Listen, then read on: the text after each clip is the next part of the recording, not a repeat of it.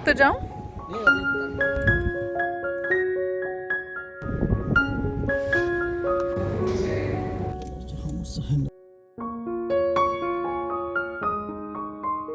अस्सलाम वालेकुम my desi pardesi viewers, welcome back to Shanoor vlogs. तो कल हम आए थे बेजा डिस्ट्रिक्ट में क्योंकि पलाश को कुछ काम था, तो हमने रात होटल में ही स्टे किया था और हमारा प्लान बहुत ही अचानक बना। इनफैक्ट मेरा प्लान बहुत अचानक बना। पलाश ने तो पहले आना ही था पर उन्होंने मुझे ऑफ़र की तो मैंने कहा क्यों नहीं। तो होटल का बाहर का व्यू काफ़ी प्यारा था और हम तकरीबन 6 या 6:30 बजे ही उठ गए थे, तो काफ़ी जल्दी उठ गए थे क्योंकि पलाश ने अपने काम समेटने थे सारे जो करने के लिए आए थे।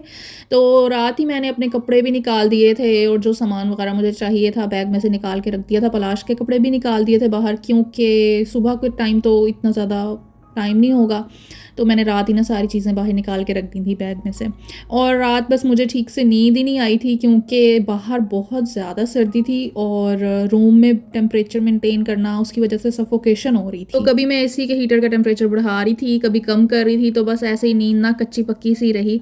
तो बहरहाल फिर मैं तैयार होने लग गई थी। पलाश जो थे वो फ्रेश हो रहे थे, तो मैंने अपना मेकअप शेकअप कर लिया उतनी देर में। वैसे अचानक वाले जो प्लान्स होते हैं ना वो बहुत ही इंटरेस्टिंग और बहुत ही मज़ेदार होते हैं। आपको कुछ पता नहीं होता कि आगे क्या होने वाला है, कैसे होगा, कहाँ जाना है, क्या एक्सप्लोर करना है। तो ये जो नोवेल्टी की फीलिंग होती है ना, ये मुझे बहुत पसंद है। तो मैं पहली बार बेजा डिस्ट्रिक्ट में आई हूँ और पलाश जब शुरू शुरू में आए थे पोर्चुगल में तो ये यहीं रहते होते थे, तो इनकी काफ़ी ज़्यादा यहाँ मिलना मिलाना है। रात भी हम एक भाई से मिले और मतलब काफ़ी ज़्यादा जो देसी लोग थे ना यहाँ के वो इनको जानते ही थे। तो पलाश मुझे बता भी रहे थे कि इस जगह पे हम ये किया करते थे, इस जगह पे मैं साइकिलिंग करता था, इस जगह पे मैं वॉक करता था, इस जगह पे मैं काम करता था।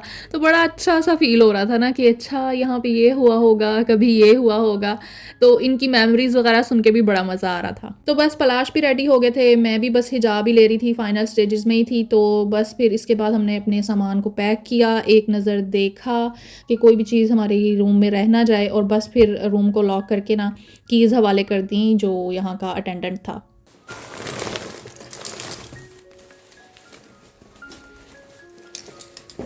खुला रहा है दरवाजा।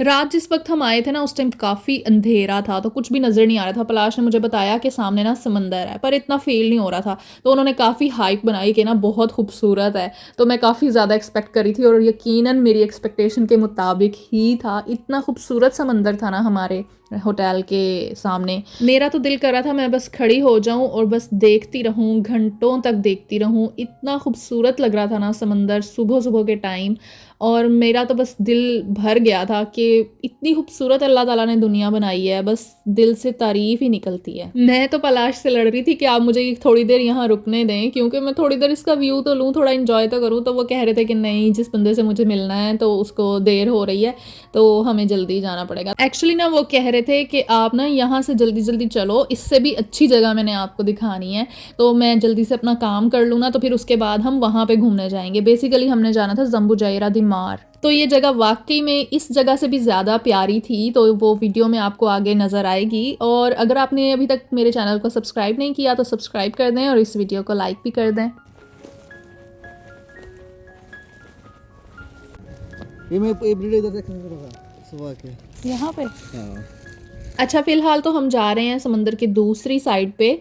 तो पलाश कह रहे थे कि वहाँ से भी बहुत प्यारा लगता है, तो वहाँ से भी मैं आपको दिखाता हूँ। तो हम अभी फ़िलहाल उधर ही जा रहे हैं। तो रास्ते में पलाश मुझे बता रहे थे कि बेसिकली ये अटलांटिक ओशन है और अगर इसको पार किया जाए तो दूसरी तरफ आपको अमेरिका ही मिलेगा। तो ये इतना बड़ा ओशन है, तो ये ऐसे है कि जैसे हम दुनिया के एक किनारे पे खड़े हैं और इसके पार जो है वो दूसरा किनारा होगा। तो ये बेसिकली मुझे बहुत ही अमेजिंग सी बात लगी थी। इतना सारा पानी अल्लाह ताला ने एक लिमिट के अंदर रखा हुआ है, वो उस लिमिट को क्रॉस नहीं कर सकता। हालांकि पानी तो उसको जहाँ जगह मिले वो फैल जाता है, लेकिन ये समंदर जो है इसको अल्लाह ताला ने हुक्म दिया हुआ है कि इस बाउंड्री से बाहर वो नहीं जा सकता जब तक अल्लाह ताला नहीं चाहते। तो ये बड़ी ही अमेजिंग बात है मेरे लिए समंदर के हवाले से। खैर, हम पहुंच चुके हैं समंदर की दूसरी साइड पे और यहाँ से भी बहुत ही प्यारा लग रहा था। और सबसे मज़े की बात ये थी कि यहाँ पे कोई था ही नहीं, खामोशी थी बिल्कुल, परिंदों की आवाज़ आ रही थी और सामने सूरज नया नया उग रहा था, नए दिन का आगाज़ था। तो बड़ी ही रिलैक्सिंग और ना पुरसुकून सी फीलिंग थी। वैसे देखा जाए तो पुर्तगाल अपनी नेचुरल ब्यूटी की वजह से बहुत ही ज़्यादा आउटस्टैंडिंग जगह है और ये मशहूर भी अपनी कोस्ट लाइन और बीचेस की वजह से ही है और होना भी चाहिए। ये हम पीछे जाके उधर जाके हम खत्म है। तो जाऊँ? नहीं अभी टाइम की कमी की वजह से हम लोग ज़्यादा यहाँ स्टे तो नहीं कर सके, लेकिन जितना भी स्टे किया इट वाज ओवरवेलमिंग। मैं बार बार पलाश को बोल रही थी कि दोबारा आना है हमने यहाँ पे और आराम से आना है टाइम निकाल के। तो वो भी कह रहे थे कि हाँ ठीक है अभी तो काम चलाओ ना, बाद में आएंगे तो देखेंगे रुकेंगे। ये देखिए इधर देखिए। ये स्टैचू जो है ये ग्लोब उठा के खड़ा हुआ है, तो इट बेसिकली मार्क्स के यहाँ पे दुनिया के एक किनारे का एंड हो रहा है। खैर जी, हम निकल पड़े थे नाश्ता करने के लिए और रात जब हम आए थे तो पलाश ने मुझे एक जगह दिखाई थी मापी के नाम से और वो मुझे बोल रहे थे कि यहीं मैं आपको नाश्ता करवाऊंगा और मोस्टली जब वो यहाँ रहते होते थे तो वो वहीं से ही नाश्ता करते होते थे।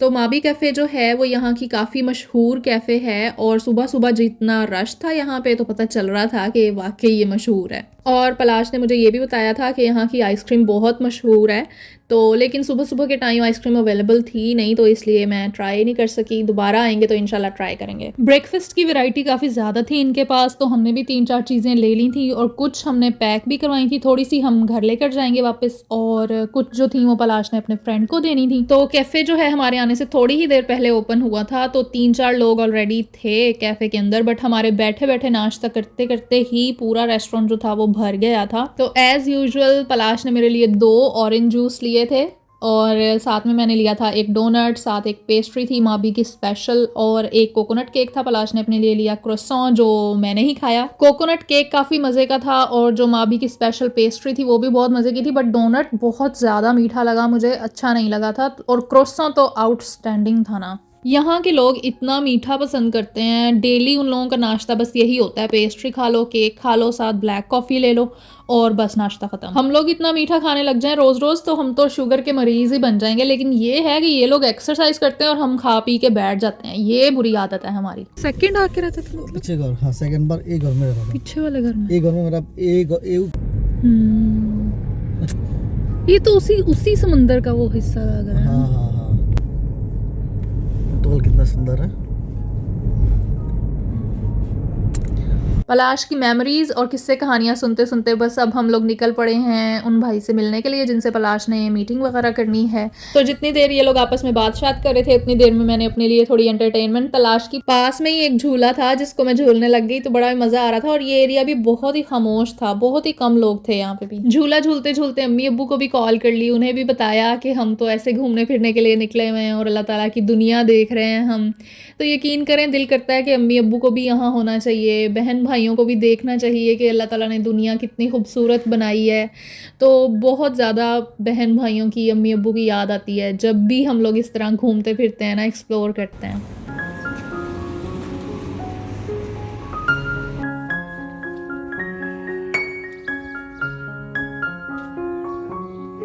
मैं तो बस टाइम पास करी थी यहाँ वहाँ घूम के और बस इंतज़ार था कि कब हम ज़म्बुजैरा दोमार जाएंगे और साथ साथ पलाश के किस्से कहानियाँ चल रही थी और वो बता रहे थे कि यहाँ पे वो पहले काम किया करते थे। कितने बड़े बड़े हुआ हमारे फील्ड में तो इसमें मैं फ्रूट पिकिंग करता था। तो जी फाइनली हम पहुँच चुके हैं ज़म्बुजैरा दोमार और ये जिस रास्ते से हम लोग आ रहे थे यहाँ लिखा हुआ था कि प्रोहिबिटेड एरिया ना, तो मैं पलाश को बोल रही थी पर वो कह रहे थे कि नहीं यहीं से एंट्रेंस होती है।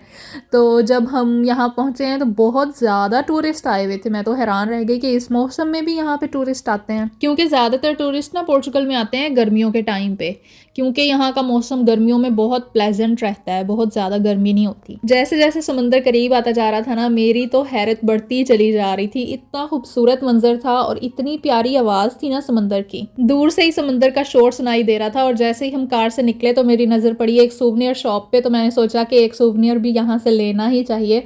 तो पलाश से पकड़े मैंने पैसे और 2 सूवनियर्स ख़रीदे मैंने अपने लिए। अच्छा पहले मुझे इतना शौक नहीं होता था सूवनियर्स लेने का ना, लेकिन जब से मैंने लेना शुरू किया है ना तो मुझे पता चला है कि इसकी कितनी अहमियत है। जब भी आप उस चीज़ को देखते हैं ना तो आपको वो पूरी मेमोरी रिकॉल हो जाती है कि तब जब हम इस जगह पे गए थे तो क्या क्या किया था, क्या क्या हुआ था। तो एक रिमेम्बरेंस के लिए ना सूवनियर्स बहुत अच्छा काम करते हैं।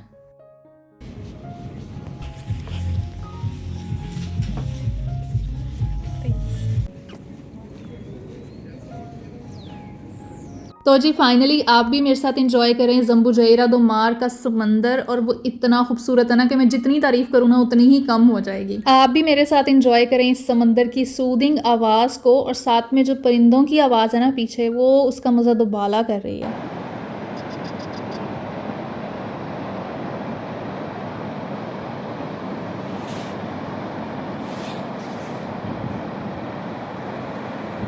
इन बड़े बड़े पहाड़ों को देख के इंसान सोचता है कि कितने ही लोग आए इस दुनिया में, कितने ही चले गए, और कितने ही लोगों की हड्डियां इन पहाड़ों के अंदर ही दफन हुई हुई होंगी। तो कितने सालों, करोड़ों सालों से ये दुनिया ऐसे ही चल रही है, मगर जो आता है वो फिर बाद में गुमनाम हो जाता है।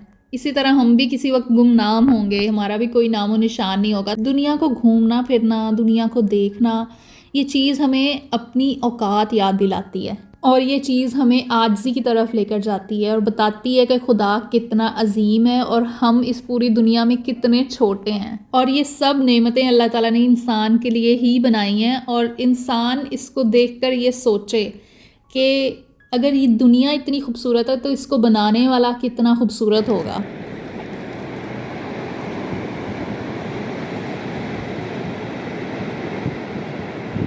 एनीवेज जी, पलाश की तो आ गई थी कॉल, और वो काफ़ी देर कॉल पे ही थे, तो मैंने उनको डिस्टर्ब नहीं किया, और ये सब सीन्स मैंने अकेले ही इंजॉय किए। और वो इतने एक्साइटेड नहीं थे इसको देखने के लिए, क्योंकि वो तो ऑलरेडी काफ़ी बार देख चुके थे, वो तो यहाँ रहते थे ना पहले। मुझे समझ नहीं आ रहा था कि मैं किस साइड से फिल्म करूँ, क्योंकि हर साइड से ही सीन आउटस्टैंडिंग थे। लेकिन मैं आपको सही बताऊँ, वीडियो के अंदर आप 50% भी इंजॉय नहीं कर सकते इस एक्सपीरियंस को जो एक्चुअल में होता है। वो आवाज़ें, वो खुशबू, वो हवा, ये सब कुछ एब्सेंट होता है वीडियो में से। तो रियल लाइफ एक्सपीरियंस जो होता है ना, वो अलग ही फीलिंग देता है। और एक और चीज़ मैंने नोट की, जैसे जैसे टाइम गुजर रहा था ना, तो समंदर ज़्यादा एग्रेसिव हो रहा था, लहरें ज़्यादा तेज़ हो रही थी और ज़्यादा आगे तक आने लग गई थी।